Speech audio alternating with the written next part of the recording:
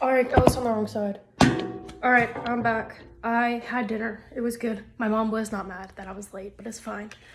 It was good. Okay. Now we're on movement 1. Don't know how to pronounce this either. We're gonna call it Boro, like the bowling place, because that's what it close matches with. Yeah, I'm skipping movement 2 for the moment because I have to learn it first, and I don't really want to look at all those notes. So we're gonna start on 1 and 3. Yeah. Rule number 1, girlies in 3/4. Where if you say, it's not gonna matter that much. 1 2 3 1 2 3 1 2 3 1 2 3. There you go. That's 3/4. C major. Don't play any sharps or flats unless it's telling you to. It's looking like it's in some sort of minor key, but I'm not gonna look that hard because I don't care. There's gonna be some sharps. Looks like it's a G sharp a lot of the time. 1 2 3 4 5 1 2 3. Huh. They rose the 5th. That's weird. I don't know. Maybe I'm dumb. Who knows? Wait, 1 2 3 4 5 6. That doesn't make sense either. Whatever. It doesn't matter. Yeah, look at key signatures. For this, I'm just gonna play the bottom part as examples because that's the only part I've been looking at, and I really want to play the top part. Like, I don't want to play both of them because whatever. Bottom part. Here we go.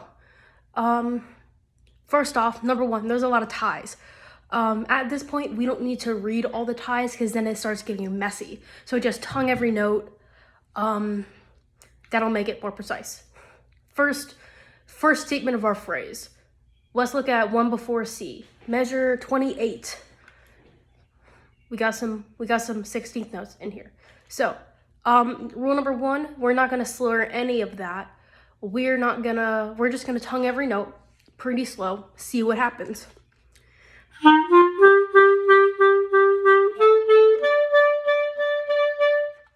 There we go. Learned it.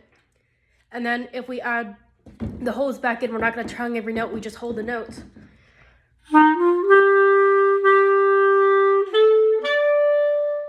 That was also probably a little bit wrong. I didn't hold out things, so we're going to tongue it again because that's going to make it more precise.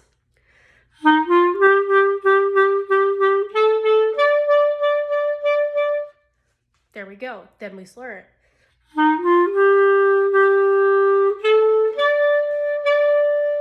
There we go. Now we learned it. Now you know how that's kind of supposed to sound. There we go, measure 3. So we're gonna take a look at another measure that kind of messed me up a bit. Bottom part, beats 2 and 3. I've been looking at this, I was expecting it to be pretty easy, so I just started playing stepwise motion, a little da da da da da. And I'm like, oh, that's not a step, that's a skip. So if you play, that's wrong. That's wrong. It's gonna annoy you because it kind of messed me up because I was expecting stepwise. It's not stepwise. Gotta look at the notes because the notes actually tell you. The notes tell you what you're supposed to play. It's kind of crazy. So especially like between the D and the B that D and B that messed me up. So you just kind of do two note exercises. See? That's how you practice things like that. And once you get those 2 notes pretty well,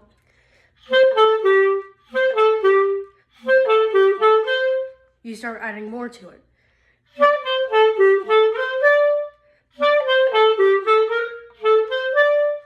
There you go. That's how you practice this. And then you just move on from there. Moving on. Back at measure 31, we got a restatement of our little earlier phrase of the 1E ands. So we got the,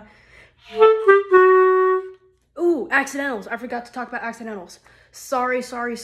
We're just gonna hold back to measure C. C. Okay. Top part, we see a G sharp in the top measure. That's gonna be this note. Measure C. That's going to carry over, even though the accidental is technically in the last of beat 3 and measure 28, that is going to carry on because it's tied to beat 1 of measure 29. Now, that's where it gets tricky. I'm not sure if they technically want us to raise the G in beat 2 of that measure. But for fun, we're gonna do this because that's gonna sound pretty weird if we don't. Just to keep, you know, the major third. I think that's a major third. I don't know. I didn't do well in music theory. So we're gonna raise, I'm pretty sure they want us to raise the G in measure 29, beat 2 in the top part. If you only play bottom part, this does not apply to you. Do not listen to what I'm saying. Skip ahead. Blah, blah, blah. Moving on, moving on. We are in, I'm looking, I'm sorry. I'm skipping ahead. Okay, I think that was the part. Okay, that was the part I had to talk about because I remember I started, but I didn't do it. Okay, measure 31, restatement of our phrase. There you go. But it gets a little bit different because in beat 3, we don't go 3 and, we go 3 E and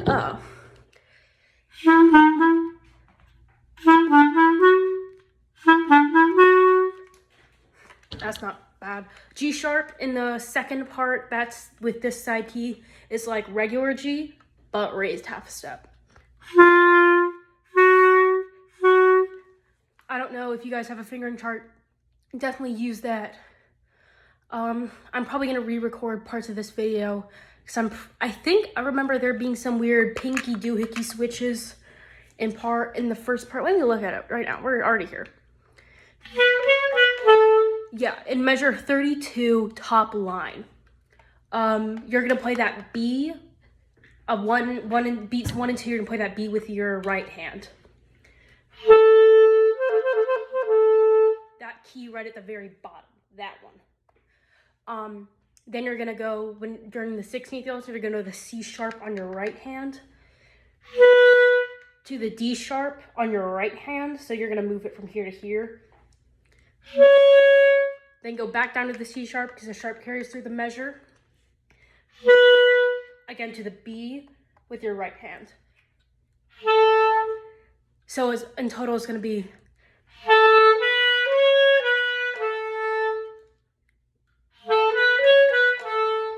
there you go. You just learned music. Blah, blah, blah. Looks pretty good. Let me know if you're having issues with fingerings and or notes. It'll be fine. It's June. You got time. D. Those are some ands. That's a lot of counting. Here we go. Good, lucky for you, this is not syncopation, so you're gonna play on downbeats. It's great.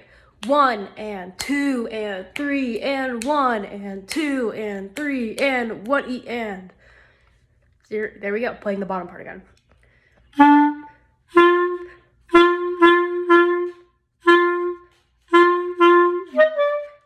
There you go. Just play on big beats. Put on a metronome. I didn't have a metronome, but I was trying to stay steady, but you know, I probably wasn't. Then we go up to the 1 E and 3 1.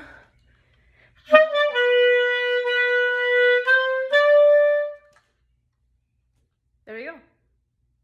I probably should not have taken 8 minutes to explain all that. That was kind of a lot, but you got it. Let me know if there's any issues.